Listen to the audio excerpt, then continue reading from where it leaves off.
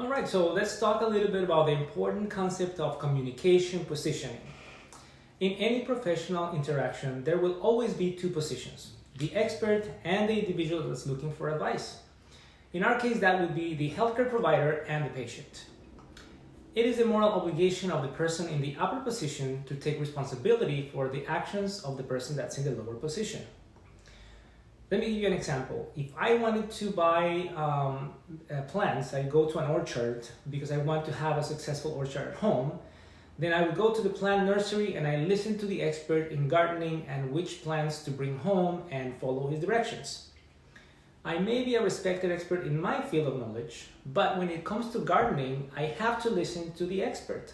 I'm in the lower position and I trust the expert to provide me with guidance. I may say, but I want the soil that is $6, not the one that is $17. A bad advice from his part would be, sure, go ahead and try that. Let me bag it up for you, right? Good advice would be, see, if you take the $6 soil, you will also need to take this bag of nutrients for $12 and these minerals for $8 for a total of $26. Or you can take the $17 one that has all of those ingredients already included. Now remember that there is a huge difference between a company that provides someone with products or general services and a healthcare facility. In a dental office, we provide the patients with advice. The choice is still theirs, but it is our responsibility to provide them with complete and accurate information that enables them to make an educated decision.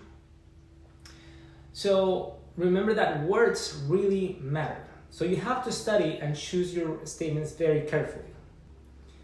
If you don't choose your words, you may be helping a patient back out of a decision that they have already made.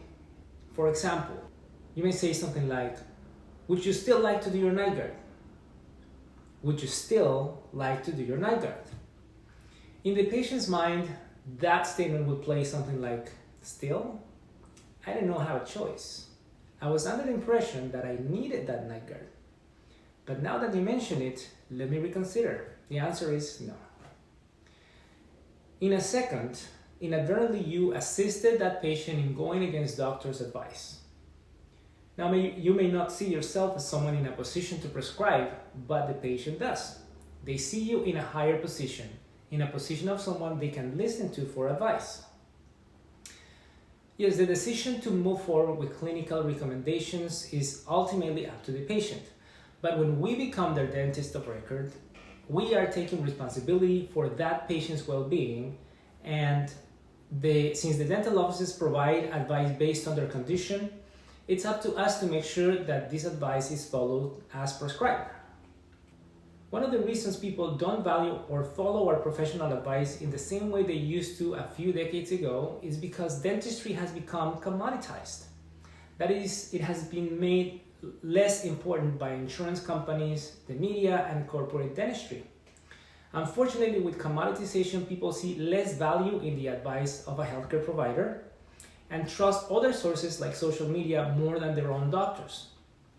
But if we want to climb back up the positioning ladder, we must take responsibility for that patient's well-being. With strong statements that demonstrate that we are not an average dental office and we take their health seriously. We honor commitments and we value patients who honor theirs.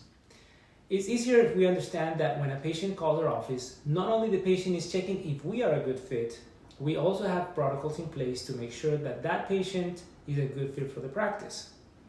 So on the initial exchange, we have to make it obvious that not everyone makes the cut. Now there's always going to be a segment of the population that we can't help, no matter what you say or how you say it. That doesn't mean that we can't help them.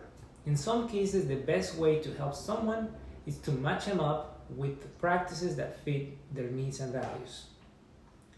But the reality is that our brain's capacity to anticipate negative feedback is way out of proportion with reality.